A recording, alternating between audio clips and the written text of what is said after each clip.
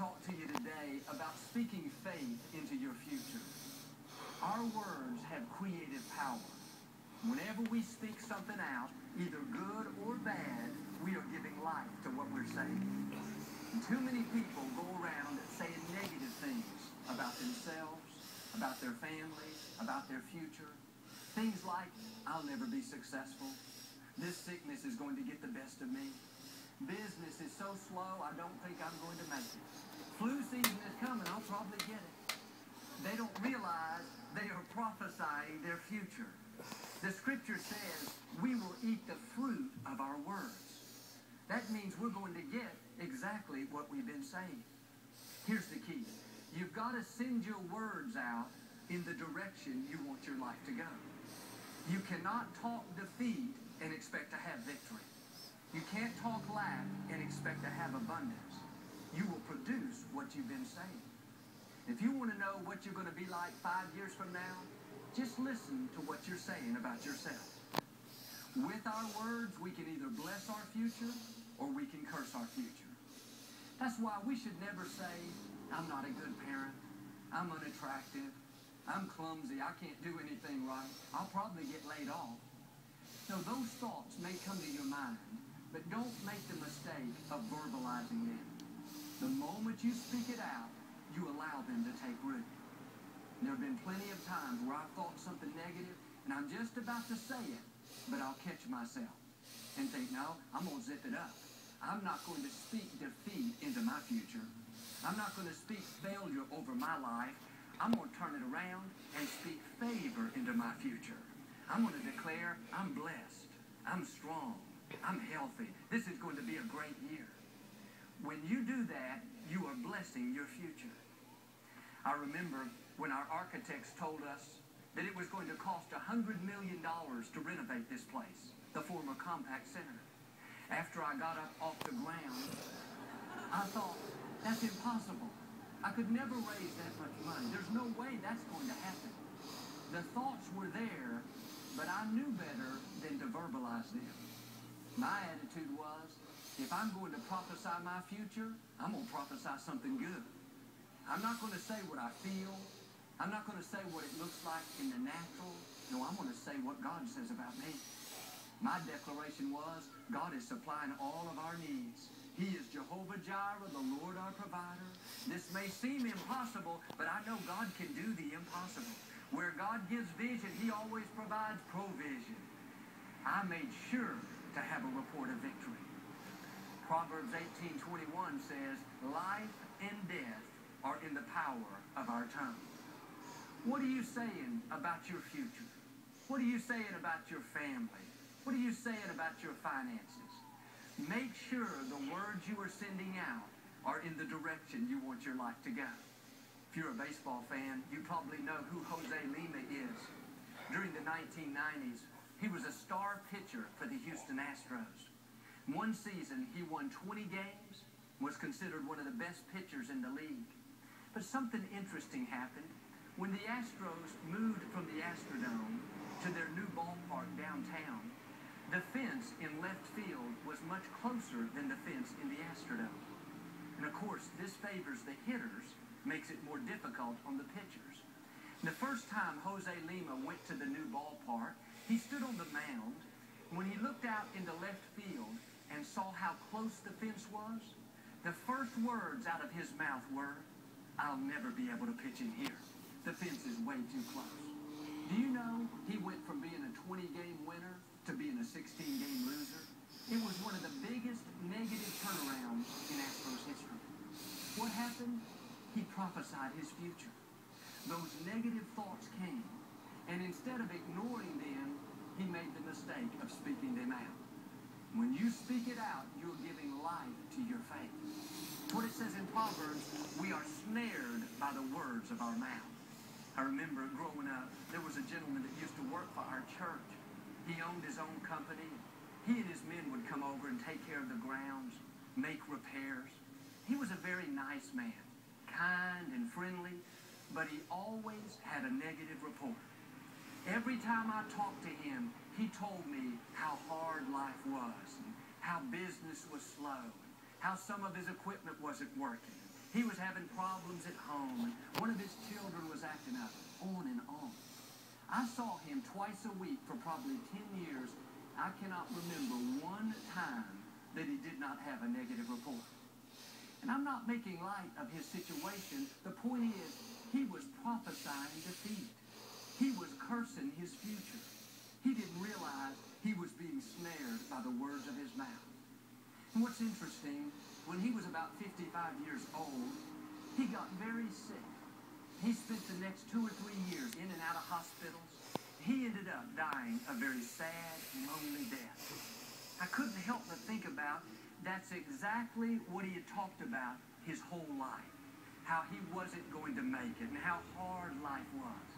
He got what he was calling in. You may be in a difficult time right now, but let me challenge you, don't use your words to describe the situation. Use your words to change the situation. Declare victory. Declare health. Declare favor. Declare abundance. You are giving life to your faith by what you're saying. All through the day, we should go around saying, I have the favor of God. I can do all things through Christ. I'm blessed. I'm strong. I'm healthy. When you do that, you just blessed your life. You just spoke favor into your future. If you get up in the morning feeling the blahs, don't ever say, this is going to be a lousy day. I don't want to go to work. I'm tired of dealing with these children. No, get up and say, this is going to be a great day. I'm excited about my future. Something good is going to happen to me. You've got to send your words out in the direction you want your life to go. Maybe you've been through a disappointment. A relationship didn't work out. You didn't get the promotion you were hoping for. But instead of complaining, saying, well, I should have known it. I never get any good breaks, just my luck. No, your declaration should be, I know when one door closes, God's going to open up another door. What was meant for my harm, God's going to use to my advantage. I'm not only going to come out, I'm going to come out better off than I was before. Have a report of victory. Here's what I've learned. You believe what you say about yourself more than what anybody else says.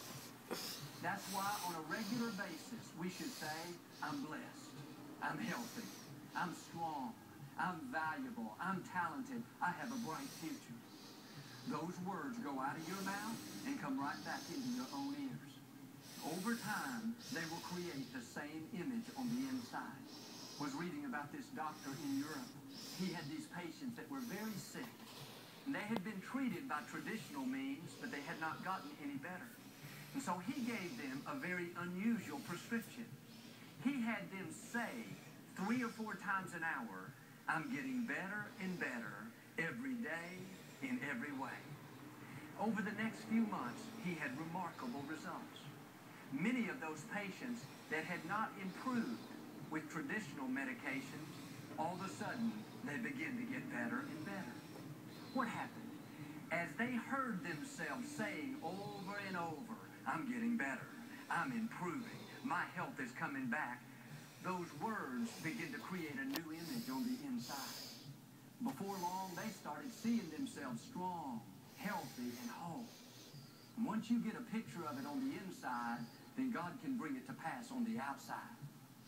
And some of you would see your life go to a whole new level if you just zip up the negative words and start speaking faith and victory into your future. I know people that are always tired and run down. You know what they're constantly saying? I'm so tired. I just don't have any energy. They've talked about it so long, it's become a reality. Do you know the more we talk about something, the more we draw it in? Just like you're feeding it. If you get up in the morning and just talk about how you feel, how you're tired, and how you're not going to make it, you're defeating yourself. You're digging your own hole. So don't talk about the problem, talk about the solution. In fact, the scripture says, let the weak say, I am strong. Notice it doesn't say, let the weak talk about their weakness. Let the weak call 5 friends and discuss their weakness. Let the weak complain about their weakness. No, it says, in effect, let the weak say exactly opposite of how they feel. In other words, don't talk about the way you are, talk about the way you want to be.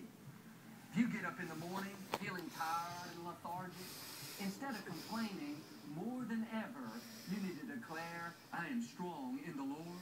I am full of energy. My strength is being renewed. This is going to be a great day. When you do that, it'll not only change how you feel, it'll change your attitude. You won't go out with a weak, defeated, victim mentality. You'll go out with a victor mentality, with a spring in your step, a smile on your face, with your shoulders back. Those words can literally help lift your spirit and cause you to see yourself and your circumstances in a whole new light. But the reason many people have low self-esteem, a poor self-image, is because they're constantly saying negative things about themselves. I'm unattractive, I'm overweight, I'm slow, I'm not talented, I'll never get promoted. They've heard that so much, now it's ingrained on the inside, and it's setting the limits for their life. I had a gentleman tell me after service last week, Joel, I'm a terrible father. I made a lot of mistakes. I always knew I wouldn't be a good parent. I told him what I'm telling you. Quit saying you're not a good father. Quit speaking defeat over your life. As long as you're saying it, you're allowing it to happen. I said, you may not be a good father right now, but you need to start declaring and calling yourself a good father. As you make these positive declarations, it'll over time begin to change the image on the inside, and you'll become exactly what you're declaring. As long as you've convinced yourself that you're not a good parent, you're too washed up, that's going to keep you from rising any higher. One of the best things I could ever teach you is don't be against yourself. In life, we already have enough things against us. People, circumstances, negative thoughts, criticism. The last thing you need is for you to be against yourself. I know people, they're always putting themselves down, beating themselves up, finding fault with everything that they do. They wonder why they don't have any joy, why they don't have any victory. It's because they're against themselves. Let me challenge you. Don't ever say another negative word about yourself. You may feel like you're the worst parent in the world. Doesn't matter. Don't say, I'm not a good parent. Put a watch over your mouth. Don't ever say, I'll never lose this weight. I'll never get out of debt. I'll never be successful. Joel, I don't have what it takes. No, zip that up.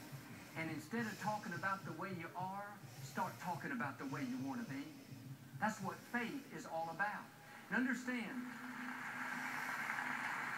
it is just as wrong to criticize yourself as it is to criticize someone else. When you criticize yourself, you are criticizing God's very own creation. You might as well look up and say, God, you didn't do a very good job with me. No, you may have areas to improve in. We all do, of course. But the way we do it is not by being hard on ourselves and saying, I'm a terrible parent. I can't do anything right. I'm just a loser. No, if you talk like that, it's going to make you do worse. You need to change what you're saying about yourself. Now, I wonder what would happen if we would take 5 minutes a day and make positive declarations over our life. Before you leave the house, look at yourself in the mirror and say, I'm talented. I'm creative. I'm healthy. I've got a good personality. People like to be around me. Some of you women have never once said, I'm beautiful. You men have never said, I'm handsome, I'm attractive. You're too busy focused on your faults, comparing yourself to a coworker, feeling inferior because you don't look like the girl on the cover of the magazine that's been airbrushed and touched up and skinnied up and trimmed up. She's got 27 people working on her, styling her hair, doing her makeup, bringing her different clothes, the perfect lighting, the perfect angles, wind blowing through her hair. I mean, even my brother Paul might look good if he had that much help. Here's what I'm saying. Just as you are beautiful. You are one of a kind. You are a masterpiece. You are a prized possession. When you wake up in the morning and